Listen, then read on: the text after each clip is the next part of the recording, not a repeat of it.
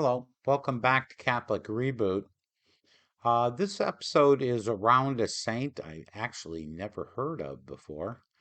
I mean, even though I may not know the lives of a saint, this saint never heard of. So that's why it's so important to do these episodes so we learn as we go. Okay, so this is Saint Ubald Balsanini, and I will put the name up on the screen. His feast day is May 16th. He was born in 1084 and he died in 1160. So I could see if this was really one of the early saints of the church that I may not know him, but by the 1084 period, you pretty much know most of these saints. So I think I made it perfectly clear. I don't know. All right, so Ubald was born of a noble family in Gubbio, and I'll put that name up too, Gubbio, Italy. He was orphaned in his youth and was educated by his uncle, who was actually the bishop of Gubbio. Um, he felt a vocation to become a monk and entered the monastery of Saint Secondo, which the name Secondo means the second, right? So Saint Secondo, in the same city of Gubbio, where he remained for years. He was then recalled by his bishop to return to the cathedral monastery, where he was made a prior. So, having heard that in Vienna, Peter de Honestus, some years before, had established a very fervent community of canons regular, which is another word for a religious order, to whom he had given spiritual and special statutes, which had been approved by Pope Paschal II. Ubald went there, remaining with his brother canons for 3 months to learn the details and practice of the rules, wishing to introduce them among his own canons of Gubbio. Uh, this is what he did when he returned. He earned a reputation for piety, poverty, humility, mortification, meekness, and fervor, and the fame of his holiness spread throughout the country. And several bishops, I should say, bishop bishoprics, which were appointments to be a bishop, were offered to him, but he refused them all. Ubaldo is said to have prevented Emperor Frederick Barbarossa from sacking Gubbio, uh, as he had sacked Spoleto in 1155. However, the Episcopal See, which is the actual location of the Diocese of Gubbio, became vacant, and he was sent with some additional clerics, because the faithful there were requesting it from Pope Honorius II, and since he had consecrated this saint, he sent him back to Gubbio. So when I say consecrate, in order to become a bishop, they're consecrated as bishops. Okay, to his people, he became a perfect pattern of all Christian virtues and a powerful protector in all the spiritual and temporal needs. He died after a long and painful illness that lasted 2 years. Numerous miracles were attributed to him.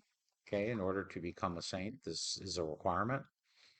Both during his life and after his death, at the request of Bishop Bellativoglio, Pope Celestine III had canonized him in 1192.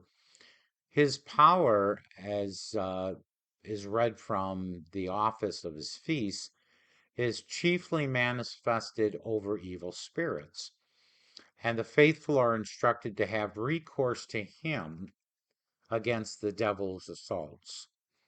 And the Latin version of that is Contra Homes Diabolicus Necutitas. And I will put that on the screen. The Life of Ubaldo was written by Theobald Tecobaldo, his immediate successor to the episcopal see. And from this source, we get all the information about this great saint. The body of Ubaldo, which had been first been buried in the cathedral church by the bishop of Perugia and Cagli, at the time of his canonization, was found flexible and incorrupt, another sign of sainthood, and was then placed in a small oratory on top of a hill overlooking the city, where in 1508, at the wish of Duke of Urbino, the canons regular, which is the religious order, built a church, and then it received numerous pilgrims who came to view his relics. The devotion to the saint is very popular throughout Umbria, but especially at Gubbio. The feast of their patron saint is celebrated by typically the inhabitants of the country with great solemnity. There's also civil processions, which call to mind the famous festives of the Middle Ages in Italy at that time. The Basilica of Sant'Ubaldo, with a nave and four aisles, is a sanctuary atop Mount Igino, just above the city. Noteworthy are the marble altar and the great windows with episodes of the life of Ubaldo. The finely sculptured portals and fragmentary frescoes give an understanding of the 15th century decoration that was greatly boasted about this basilica. Outside of Italy, a finger relic of Ubald is venerated in St. Theobald Collegiate Church in Haut-Rhine, France. St. Ubaldo Day is still celebrated at the Basilica of San Ubaldo in Gubbio in his honor, as well as, and this is kind of interesting, Jessup, Pennsylvania, right here in the good old United States. Now, what is this saint the patron saint of? And in today's society, he would be called on quite a bit. Against demonic possession, migraine headaches, uh, neuralgia, sick children, autistic children, and people suffering from obsessive compulsive disorder. So, if you would like to find out more about this great saint, it's greatly encouraged. I'm going to try to find out if there's anything else in the way of a video, and if I do, I will add at the end of this. But now you're as educated as I am, so let's add him to the community of saints and have a beautiful feast day in his account. So thank you very much.